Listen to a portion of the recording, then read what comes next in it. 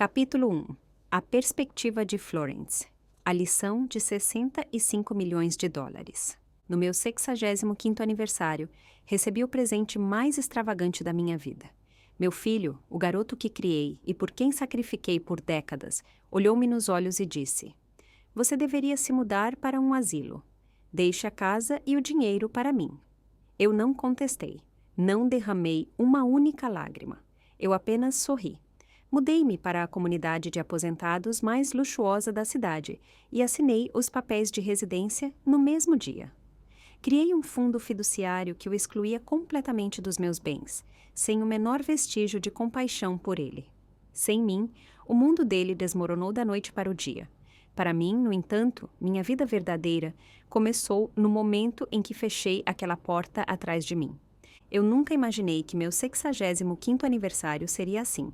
Eu só queria um jantar tranquilo na cozinha. Eu tinha preparado meu caçarola de frango com arroz, sopa cremosa de cogumelos e uma salada César fresca.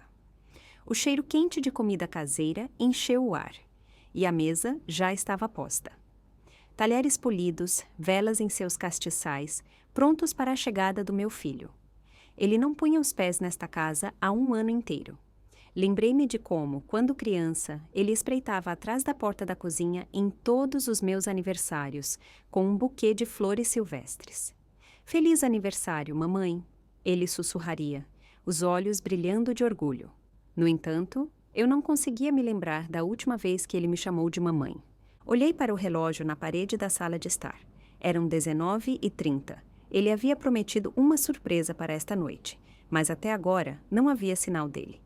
Acendi as velas, apaguei-as e acendi-as novamente. Finalmente, eu desisti. Às 20h30, a porta da frente se abriu com um rangido. "Surpresa!"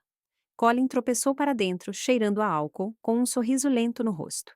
Antes que eu pudesse dizer uma palavra, uma mulher o seguiu, agarrada ao braço dele. Ela usava roupas chamativas, muita maquiagem, balançava uma bolsa grande e apoiava sua barriga visivelmente grávida com a outra mão. "Mamãe, aqui está a surpresa que eu te falei", Colin disse com um tom sarcástico. "Esta é Tessa, minha nova noiva. Ela está de 6 meses." Eu congelei. "Nós pensamos que seria uma boa ideia para você voltar a morar aqui por um tempo", ele acrescentou casualmente. "Tessa vai dar à luz em breve e nós vamos precisar de ajuda durante o período de recuperação. Você está aposentada agora, então se torne útil." Tessa me olhou de lado e enrugou o nariz. "Ela não parece em forma o suficiente para cuidar de bebês", ela disse. "Tenho certeza que vai dar certo." Eu não me movi. Meus dedos apertaram a bainha do meu vestido. "Claro!" Colin continuou com um encolher de ombros, como se estivéssemos discutindo o clima. "Se isso não te convier, sempre há um asilo.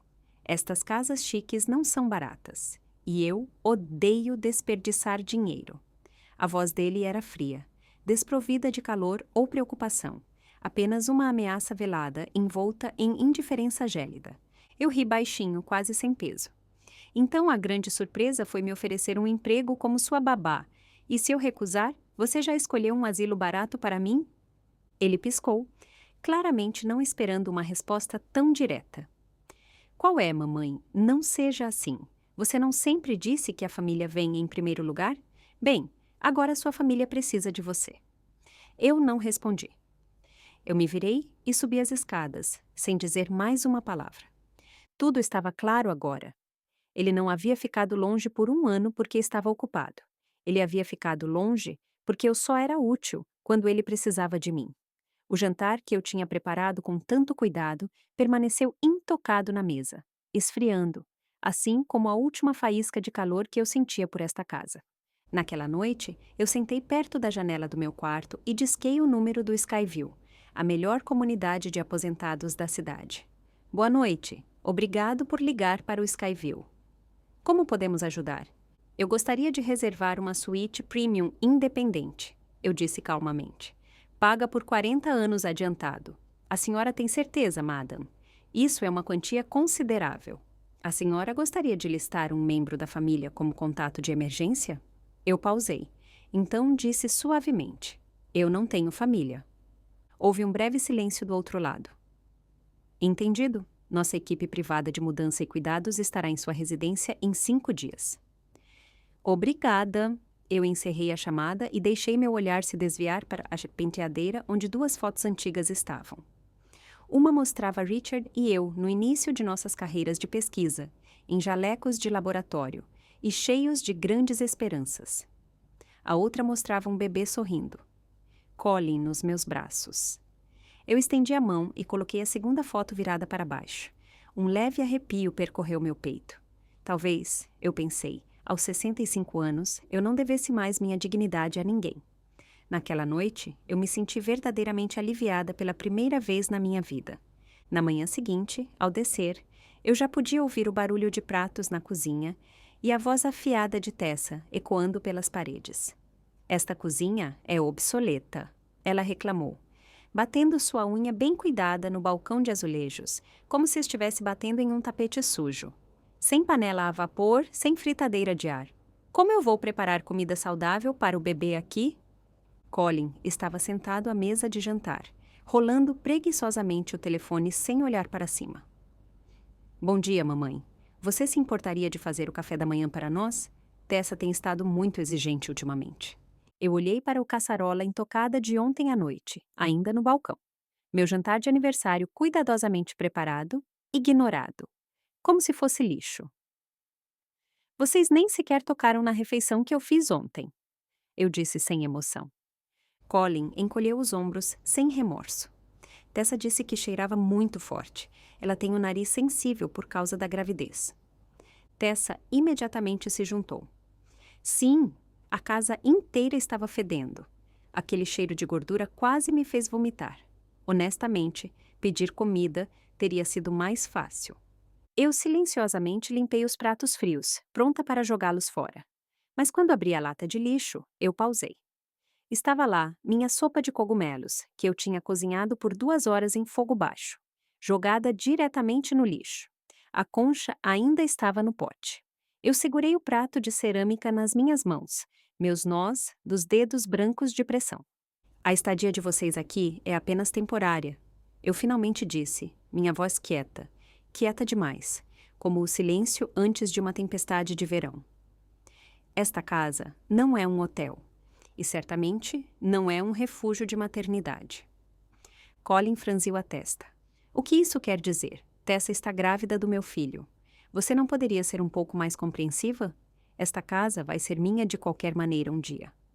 Essa criança é sua, eu disse, olhando-o nos olhos. Não é minha. Eu tenho 65 anos. Eu não sou sua babá, nem sua governanta, nem seu plano de emergência. Você não era assim antes, ele rosnou, levantando a voz. Você me amava. O que aconteceu com você? Como você se tornou tão fria? Eu quase ri. Ele estava certo. Eu o amava. Talvez demais. Tanto que confundi isso com algo que ele tinha direito para sempre. Fria? Eu disse, virando-me para ele, cada palavra deliberada. Você quer falar sobre frieza? É frio aparecer no aniversário da sua mãe com uma estranha grávida, tratá-la como uma serva e ameaçá-la com um asilo se ela recusar. A boca dele se contorceu, mas nenhuma palavra saiu.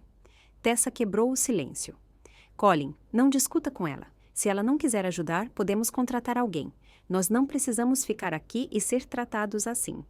Então, ela o cutucou levemente, a voz dela pingando insinuação. Você não disse que sua mãe ainda tem economias? Estamos com pouco dinheiro para o investimento, lembra? Se ela realmente te ama, ela gostaria de ajudar. Eu olhei nos olhos de Tessa e vi ganância não disfarçada por trás do sorriso ensaiado dela. Isso embrulhou meu estômago. Então é sobre isso que se trata. Eu disse baixinho. Você não está aqui por minha causa. Você está aqui por causa do meu dinheiro. O rosto de Colin se contraiu. Não diga isso sobre a Tessa. Ela apenas fez uma sugestão. E se você tem dinheiro, o que há de errado em ajudar seu único filho? Bem, então eu tenho uma sugestão também, eu disse com uma voz gelada. Vocês têm que ir embora. Esta casa não os recebe mais.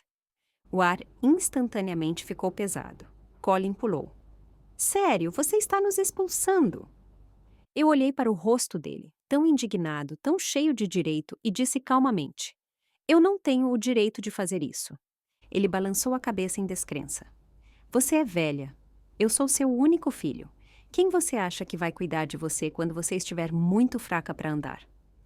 Você acha que seu dinheiro vai te fazer companhia? Tessa, encorajada pelo surto dele, acrescentou com escárnio. Exatamente. Se alguém deve ir, é você. Colin e eu não vamos a lugar nenhum, e nem pense em levar o dinheiro ou os bens. Eles ficam aqui, onde pertencem. Eu não respondi. Eu apenas olhei para os dois calmamente, enquanto uma risada amarga surgia dentro de mim. Eles tinham esquecido completamente quem realmente era dono desta casa. Naquele momento, algo mudou dentro de mim. A última faísca de esperança que eu tinha para meu filho se extinguiu como uma vela. E eu sabia que desta vez eu não voltaria atrás. Eu não viveria mais para mais ninguém, apenas para mim. 2 dias depois, a casa não parecia mais minha. Tessa tinha tomado conta da sala de estar, decorando uma chamada área de bebê, com guirlandas rosas, almofadas de desenho animado e balões de letras brilhantes. Parecia que ela queria transformar a casa inteira no próprio berçário. Não havia mais um canto tranquilo onde eu pudesse desfrutar de uma xícara de café. Até a cozinha tinha se tornado o território dela.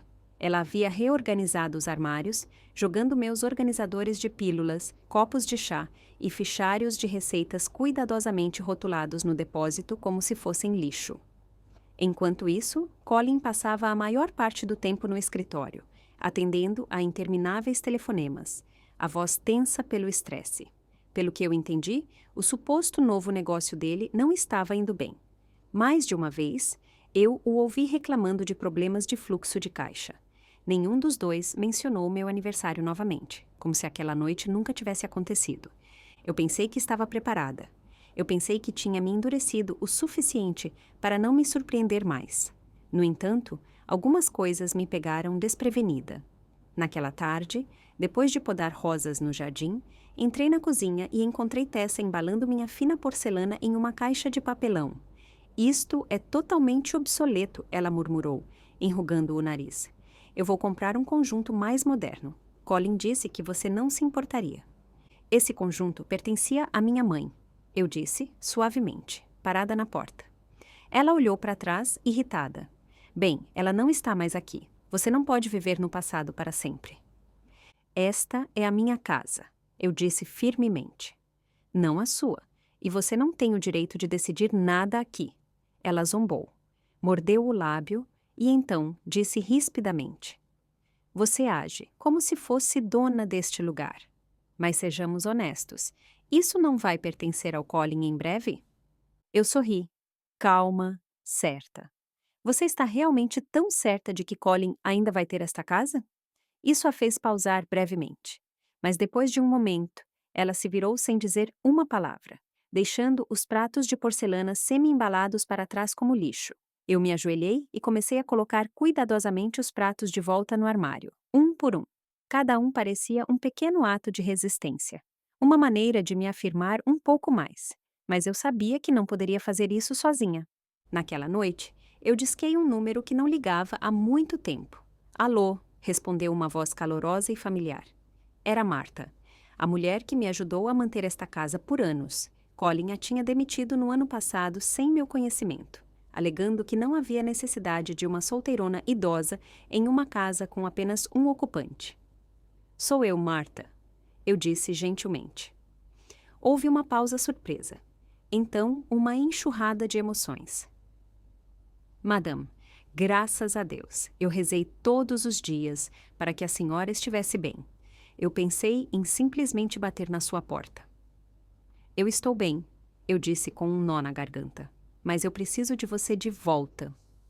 Ela veio naquela mesma noite. Como nos velhos tempos, ela correu pela porta, tirou o casaco e foi direto para uma cozinha. O que raios é isso? Há recipientes de comida para a viagem na geladeira, madame? Como a senhora pôde comer este lixo? Eu ainda sei cozinhar, eu disse com um sorriso cansado. Mas a cozinha não me pertence mais. Ela fez uma pausa, olhou para a sala de estar e assentiu. Aquela garota. Eu sempre disse que o jovem mestre tinha mau julgamento, Marta murmurou. Mas isso é o limite. Ela é como todas as outras, só que pior. E agora ela está até intimidando a senhora. Não, eu não vou permitir.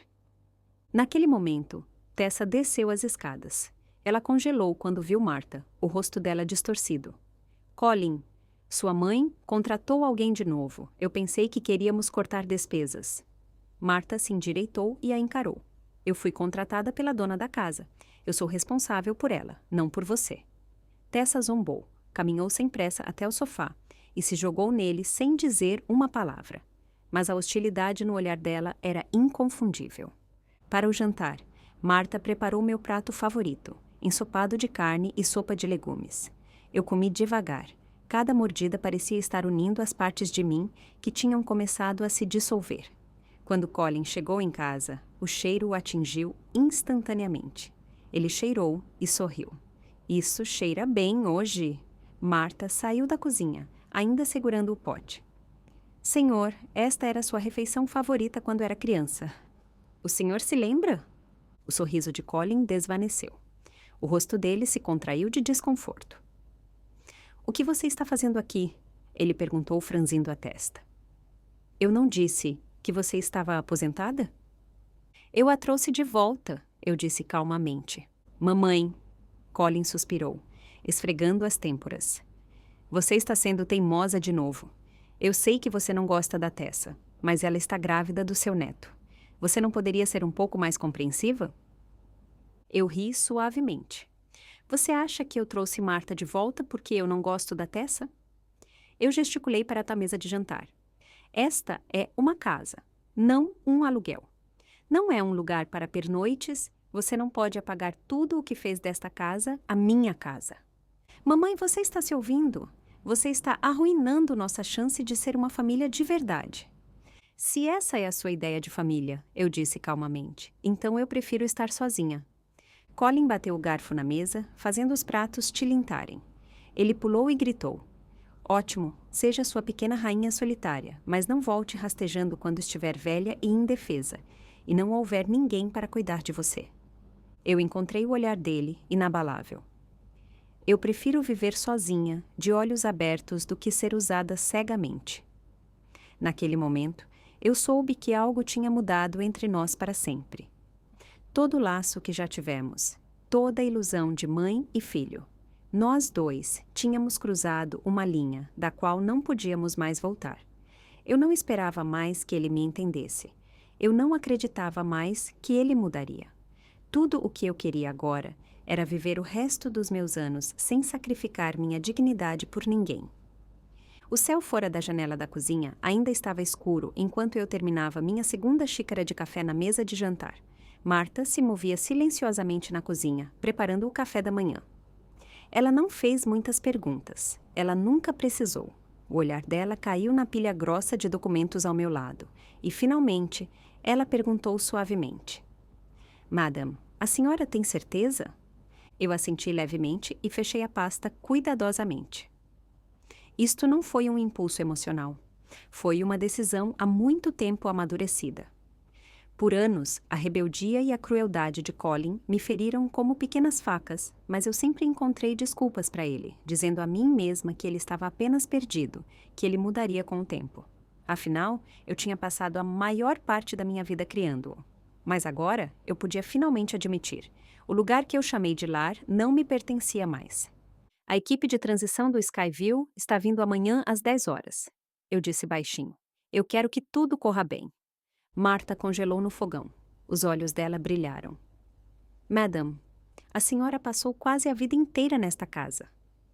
É exatamente por isso que é hora de dizer adeus. Eu respondi.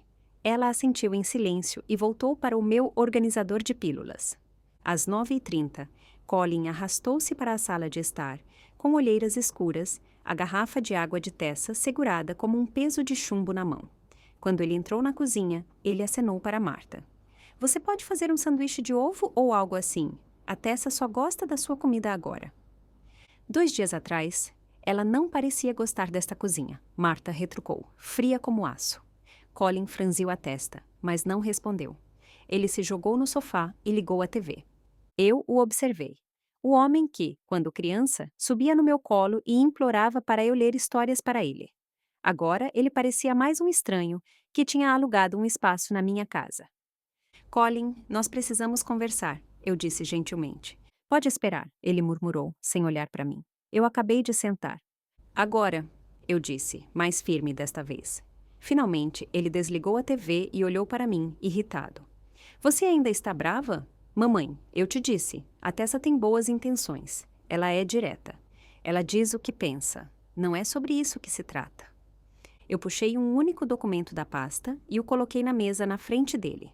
Este é o meu plano de residência para o Skyview. Eu estou me mudando amanhã de manhã. Inicialmente, Colin não reagiu. Ele folheou as páginas com indiferença. Mas quando o olhar dele caiu em termos como colocação de longo prazo, serviço de concierge 24 horas e cuidados médicos avançados, a expressão dele mudou. Você está falando sério? Ele perguntou. Ele ficou em silêncio por um momento. Então forçou uma risada. Bem, talvez um asilo não seja uma má ideia. Vá, relaxe um pouco. Se você ficar entediada, eu sempre posso te arranjar outro lugar.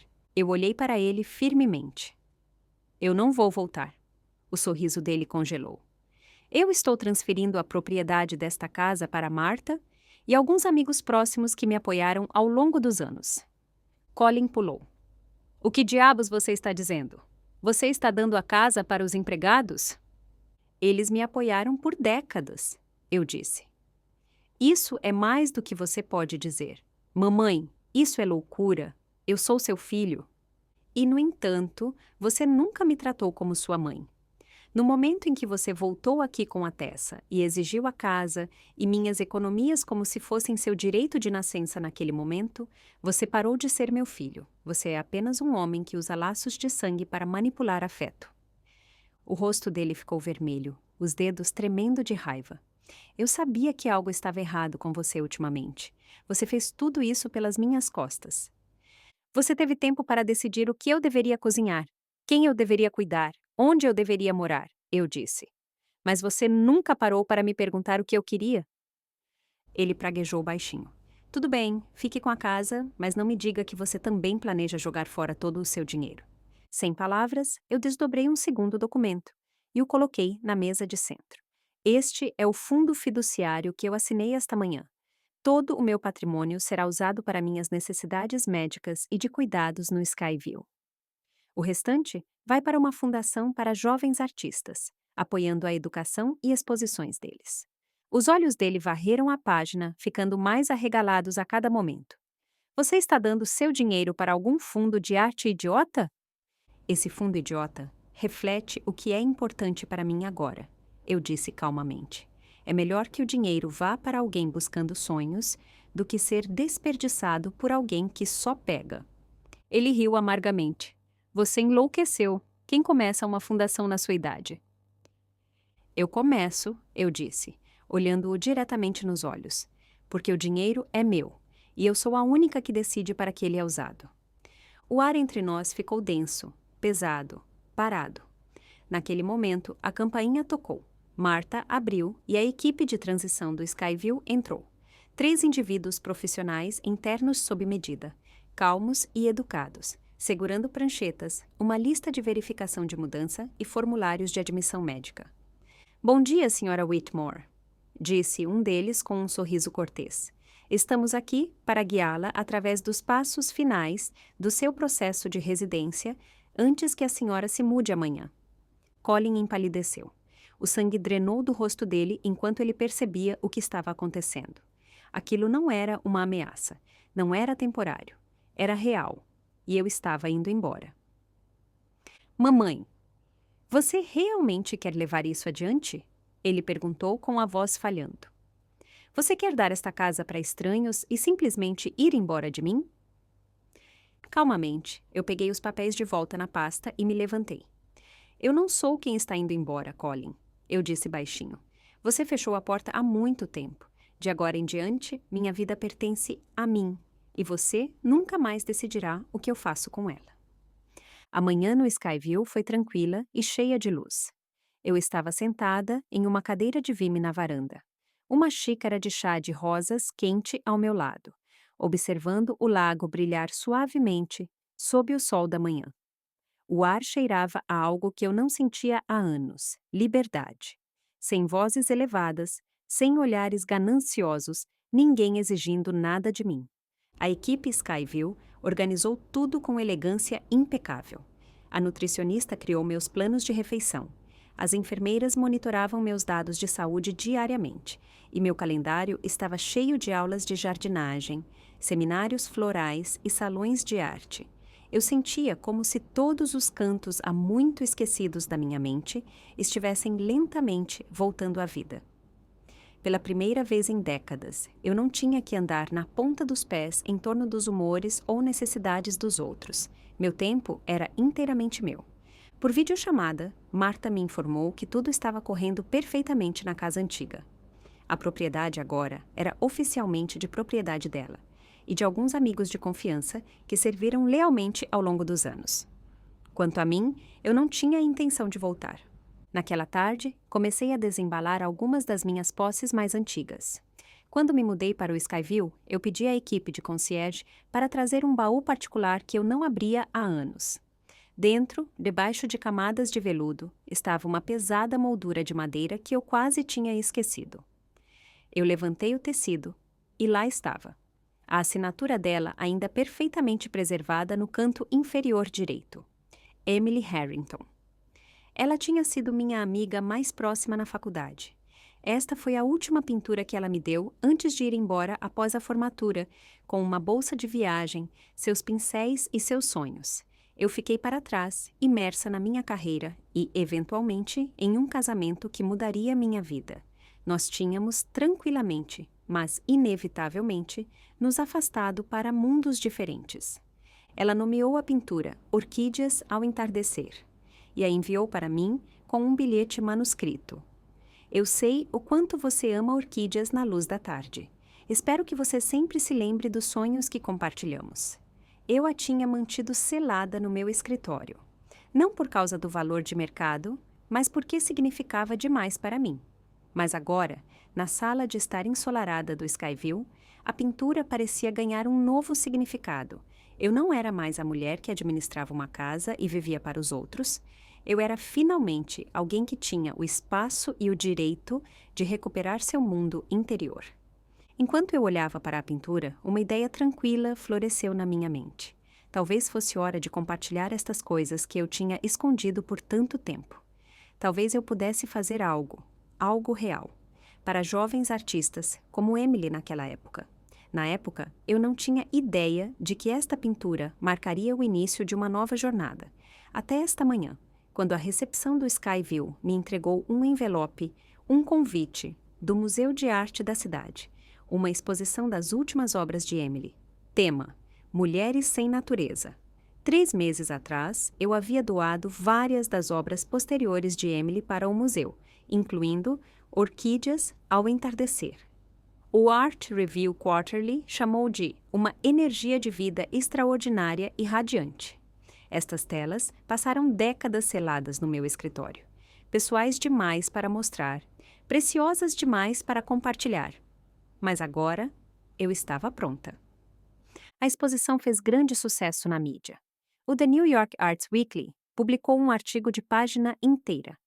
Eleanor Whitmore doa obras finais de Emily Harrington, um presente monumental para a arte feminina americana.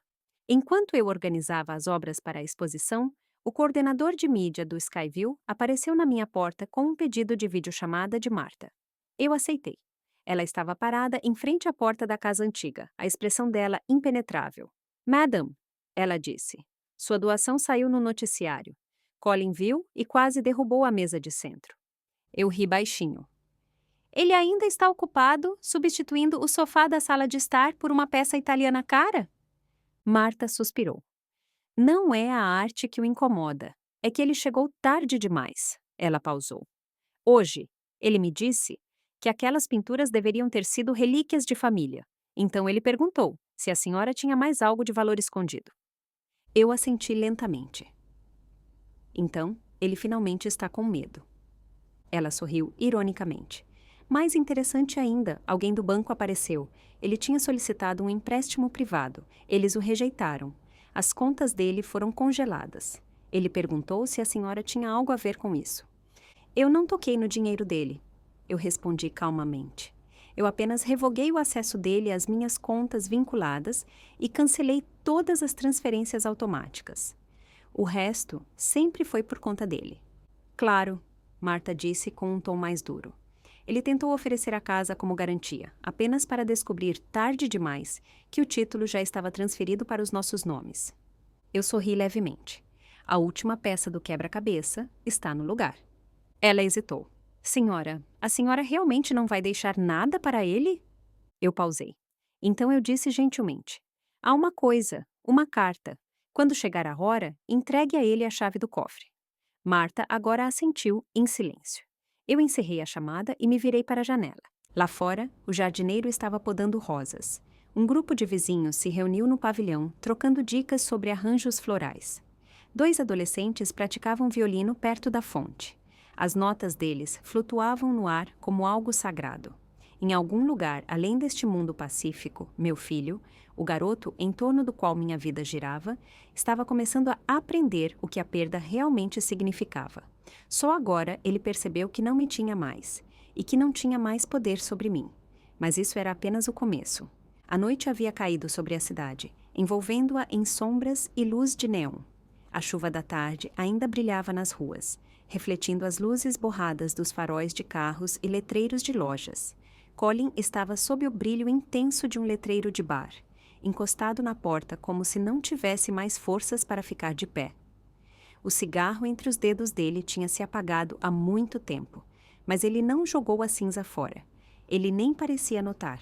O rosto dele estava afundado de exaustão, olheiras escuras sob os olhos. O leve cheiro de uísque velho agarrava-se ao queixo por fazer. Eu tinha parado de acompanhar a vida de Colin há muito tempo, mas por mais que eu me distanciasse, o nome dele continuava a me alcançar através de notícias, conhecidos, rumores que eu nunca queria ouvir. No último mês, ele tentou de tudo. Ele implorou por empréstimos a amigos, apresentou ideias de negócios mal planejadas a todos os investidores que ouviam e até tentou brevemente me contatar, esperando que eu mudasse de ideia. Ninguém mais estava comprando o que ele estava vendendo. Eu tinha cortado todos os laços financeiros dos quais ele dependia. A casa foi transferida, as contas congeladas. Ele não tinha mais acesso às minhas contas vinculadas e todos os pagamentos automáticos para os cartões de crédito dele foram cancelados. Os pedidos de empréstimo dele foram rejeitados. As chamadas dele não foram atendidas. Até Tessa começou a perder a paciência. Colin, quando exatamente você vai conseguir o dinheiro? Ela perguntou. A voz dela, antes doce e lisonjeira, agora era afiada, como alguém que ficou sem desculpas para ficar. Ela tinha acreditado estar se casando com uma vida de luxo. Tinha imaginado uma existência despreocupada com um herdeiro bem provido, um homem cuja mãe sempre manteria o dinheiro fluindo. No entanto, ela agora assistia a essa fantasia desmoronar em tempo real, enquanto Colin passava de um príncipe de direitos e fundos fiduciários para um homem com dívidas crescentes e ninguém para enganar. Naquela tarde, após uma oficina de jardinagem, eu estava sentada na minha varanda, revisando propostas para a fundação. Uma se destacou. Uma escola de arte em Boston havia apresentado uma solicitação. Eles queriam estabelecer um estúdio em homenagem a Emily Harrington para apoiar jovens artistas de famílias de baixa renda. Eu aprovei a subvenção imediatamente. Junto com a aprovação, eu incluí um papel timbrado recém-impresso da fundação. O ato, o propósito, tudo isso significava mais para mim do que entregar um cheque a Colin. Pouco antes do jantar, Marta me ligou por vídeo. Ela estava parada em frente à porta da casa antiga, o rosto dela tenso e sério. Madam, eu preciso te atualizar, ela disse baixinho. Colin não está bem.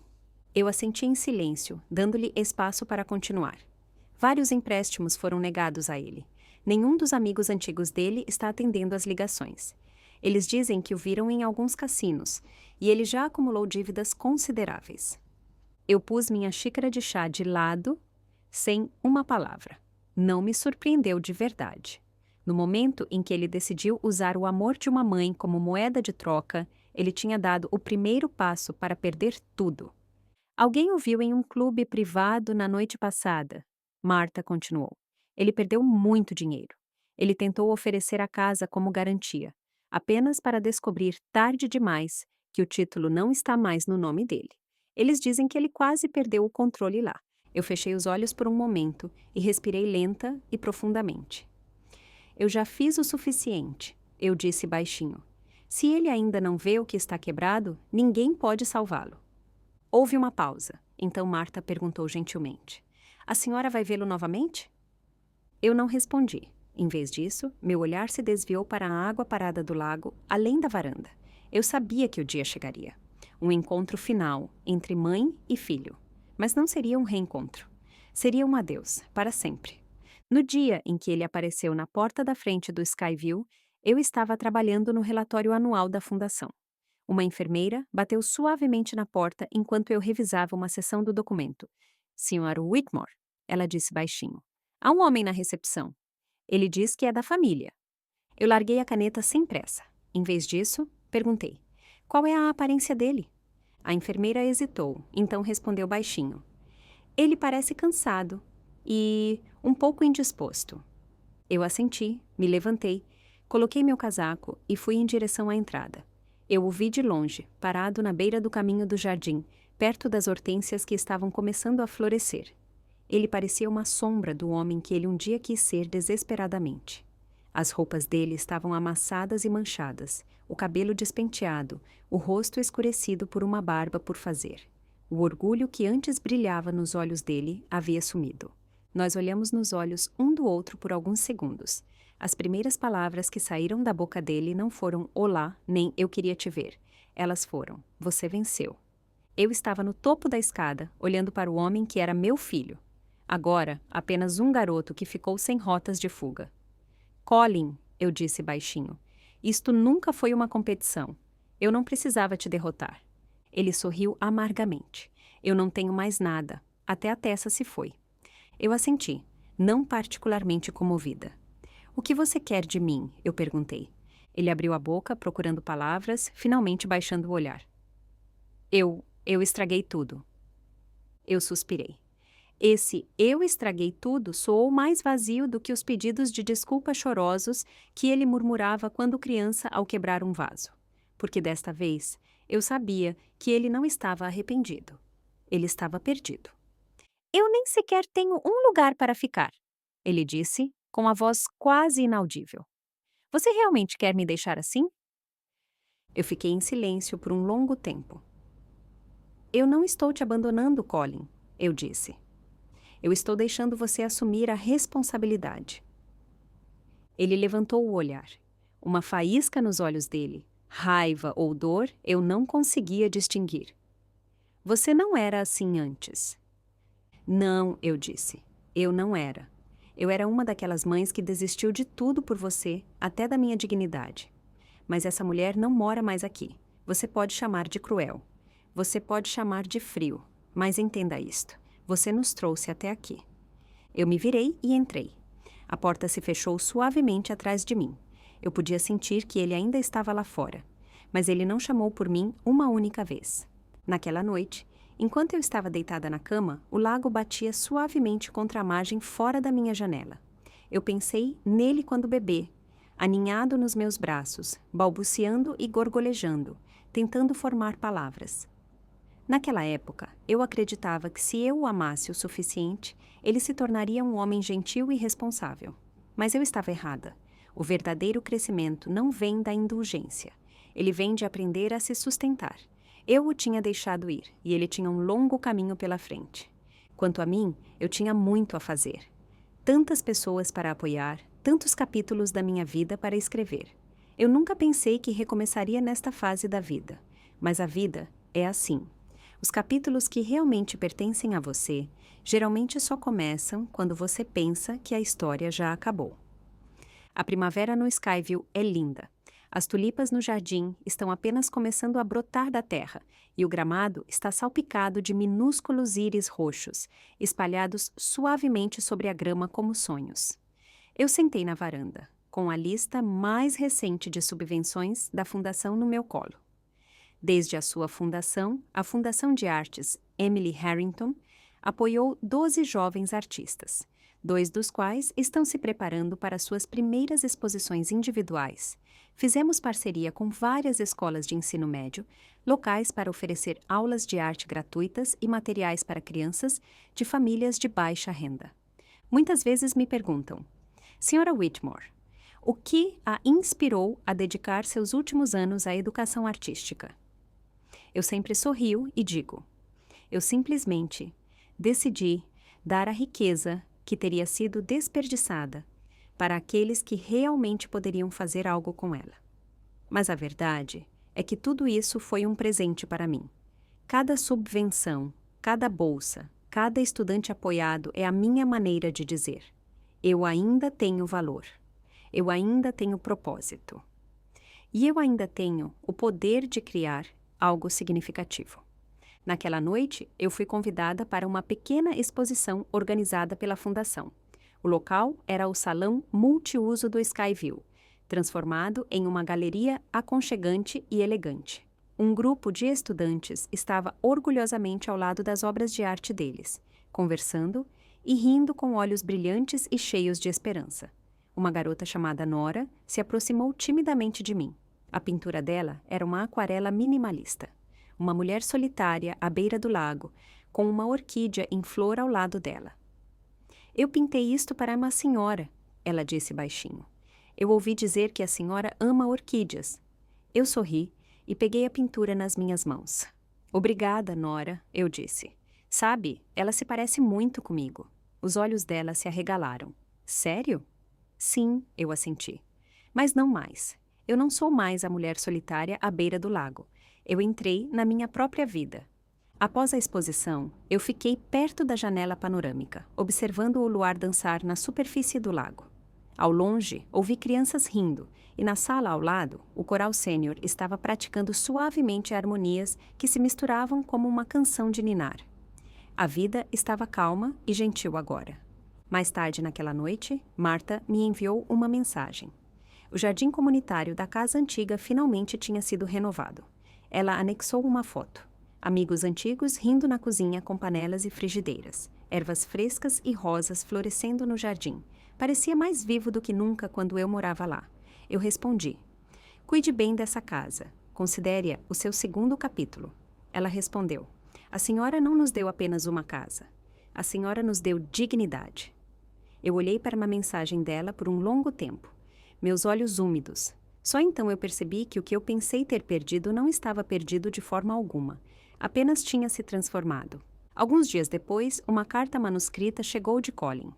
A caligrafia era trêmula e desigual, mas eu a reconheci instantaneamente. Ele escreveu que finalmente tinha lido a última carta que eu tinha deixado para ele. Ele disse que finalmente entendeu o quão mal ele tinha falhado. Ele escreveu que havia se mudado para um apartamento subsidiado na periferia da cidade, encontrado um emprego como trabalhador de armazém e estava tentando parar de jogar. Ele disse que sabia que esta era a vida que ele merecia e não esperava perdão. Mas talvez ele esperasse um dia ficar na minha frente novamente. Não para implorar por algo, mas simplesmente para que eu pudesse vê-lo novamente, honesto, como um novo homem. Eu não respondi, mas coloquei cuidadosamente a carta na minha gaveta, bem ao lado da pintura de Emily. Talvez eu o perdoe um dia, mas não hoje. Não porque eu ainda estou com raiva, mas porque eu finalmente aprendi a me colocar em primeiro lugar. Esta manhã, o sol nasceu suave e dourado enquanto eu caminhava sozinha pelo caminho do jardim do Skyview. A brisa estava quente, e de alguma forma eu me senti mais leve, como se uma parte de mim finalmente tivesse se soltado. Eu sabia que minha história ainda não havia terminado. Eu talvez tenha passado a primeira metade da minha vida vivendo para os outros, cuidando, agradando, comprometendo, tentando não ocupar muito espaço. O resto, no entanto, seria meu, que meus passos nunca mais seriam ditados por mais ninguém, que meu coração nunca mais teria que encolher para caber no mundo de outra pessoa, e que tudo o que vier depois do meu 65º ano é finalmente, gloriosamente meu. Capítulo 2. A perspectiva de Colin, o filho que ficou sem chances. Só quando um homem atinge o fundo do poço, ele começa a olhar para trás e a ver quem realmente estava ao lado dele quando ele estava no topo. Eu sempre pensei que tinha tudo: dinheiro, tempo, uma vida cheia de conveniência. Só quando perdi tudo é que percebi que a vida não tem um botão de reset. Meu nome é Colin Whitmore. Eles costumavam me chamar de Garoto de Ouro. Rico, inteligente, bem conectado, destinado ao sucesso. Agora, eu sou apenas um homem sem nada que importe. Eu quero contar minha história, não para me defender ou pedir pena, mas para dar sentido a tudo, para explicar e entender como eu arruinei tão completamente uma mão tão segura. Ultimamente, eu sonho com a minha infância. A vida era boa então, não perfeita. A mamãe cantarolava aquela velha melodia enquanto assava a torta de maçã na cozinha. O cheiro flutuava no ar como uma promessa. Lá fora, as rosas dela floresciam em cachos suaves, e eu sentava em um banquinho, esperando a primeira torta esfriar, perguntando: Mamãe, você sempre estará comigo? Ela sorria e assentia toda vez. Claro, querido. As mãos dela eram tão delicadas, criando pequenas obras-primas de papel branco simples para os meus projetos escolares. O papai era um homem gentil, erudito, um professor universitário que amava ler poesia no sofá. Ele trabalhava até tarde quase todas as noites, mas todo fim de semana, sem falta, ele me levava para pescar no lago. Meninos precisam aprender a ser pacientes, Colin, ele dizia. Se você pode esperar pelo peixe, você pode esperar pela vida. Ele não falava muito, mas sempre havia algo firme, quente nos olhos dele. Eles me amavam profundamente, e eu os amava com toda a força do coração de uma criança. Quando eu estava resfriado ou com febre, a mamãe ficava acordada a noite toda ao meu lado. Nos meus aniversários, o papai nunca me dava brinquedos. Ele me dava livros. Ele disse: "O que um homem deve se orgulhar é de sua mente, não de sua carteira." Naquela época, eu não entendia essas palavras. O amor parecia automático, inquebrável. Eu nunca pensei em como seria perdê-los. A morte do papai veio do nada. Um ataque cardíaco que atingiu como um raio. Eu me lembro daquela noite. A mamãe me segurou firme e soluçou como uma criança. Eu também chorei, mas o que eu realmente senti foi medo. Medo de que o telhado tivesse rachado, de que não havia mais ninguém para sustentá-lo. Mas a mamãe não desmoronou. Ela se adiantou, assumiu os assuntos do papai, reestruturou o fundo fiduciário da família e cuidou de cada pequeno detalhe com as próprias mãos, e eu me acostumei a ser provido. Eu a respeitava de verdade, mas em algum momento esse respeito se transformou em outra coisa. Ela me deu tudo o que eu sempre quis: roupas, brinquedos, mensalidades da faculdade, oportunidades. Eu nunca tive falta de nada bom, nem uma vez. E o que eu dei em troca? Apenas um filho que voltava para casa cada vez menos. Uma voz que ficava mais fria a cada visita e decepção, empilhada sobre decepção, como dívidas não pagas. Meu primeiro encontro com o círculo interno foi no colégio. Garotos como eu, ricos, privilegiados, intocáveis. Os pais deles eram donos da metade da cidade em imóveis. As mães deles administravam galerias de arte e organizavam eventos de caridade como desfiles de moda. Depois da escola, eles saíam em carros esportivos, iam para a praia com champanhe, falavam grandiosamente sobre capital de risco e contatos, como se o mundo já pertencesse a eles. Na primeira vez que fui a uma das festas deles, vi um cara estourar uma garrafa de Dom Perignon, apenas para ouvir a multidão aplaudir. Eu não sei porquê, mas algo estalou dentro de mim. Naquela noite, eu percebi que status é a única moeda que importa. Então, eu mudei. Eu comecei a odiar as camisas simples, mas limpas, que a mamãe escolhia para mim. Eu implorei por marcas de grife pecaminosamente caras com logotipos chamativos e prestígio vazio. Eu comecei a desprezar as refeições caseiras. Chega de jantares em casa, apenas bifes em restaurantes da moda e vinhos cujos nomes eu não conseguia pronunciar. Eu me cerquei de amigos que investiam dinheiro em relógios e serviço de garrafa, que me levavam a boates, salas de pôquer privadas e boutiques de luxo. E eu gastei. Meu Deus, como eu gastei. No momento em que eu puxava aquele cartão preto, eu me sentia invencível. como o herdeiro que eu queria ser, como alguém importante. E a mamãe se tornou a única pessoa que eu não conseguia encarar. Ela perguntava: "No que você está trabalhando agora?" Eu evadia: "Em projetos." Ela dizia: "Você está gastando demais." Eu zombava: "Para que serve o dinheiro se não para gastar?" Ela persistia: "Você precisa assumir a responsabilidade." Eu retrucava: "Por que você está me deixando uma herança então?" Quanto mais ela tentava me alcançar, mais eu me afastava. Ela não entendia, não me entendia. Ela não entendia que eu estava tentando pertencer a um mundo onde o dinheiro importava. Então, eu comecei a vê-la, não como minha mãe, mas como um obstáculo. Quanto mais ela desaprovava meus amigos, mais eu me agarrava a eles. Quanto mais ela criticava meu estilo de vida, mais extravagantemente eu o vivia. Não era que eu não soubesse que estava a decepcionando. Eu simplesmente não me importava. Eu me convenci de que ela era amarga. Ela se ressentia da minha liberdade.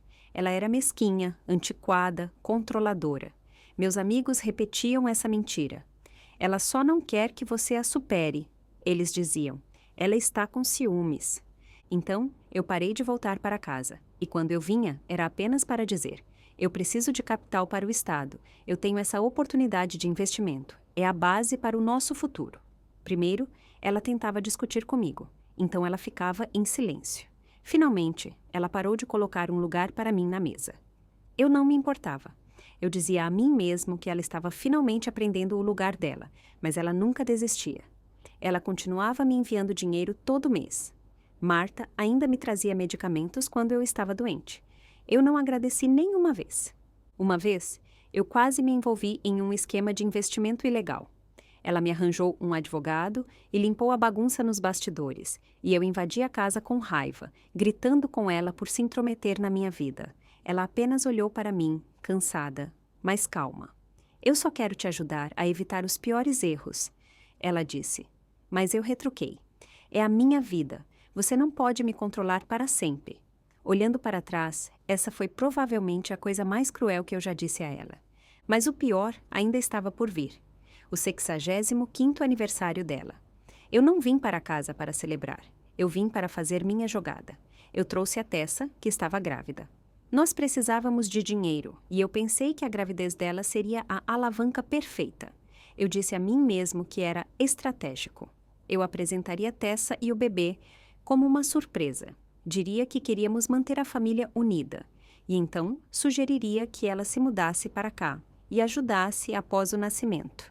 Assim que ela amolecesse, eu pediria a ajuda real. Apoio financeiro, apenas até nos recuperarmos. Eu pensei que era esperto, mas ela viu através de mim imediatamente.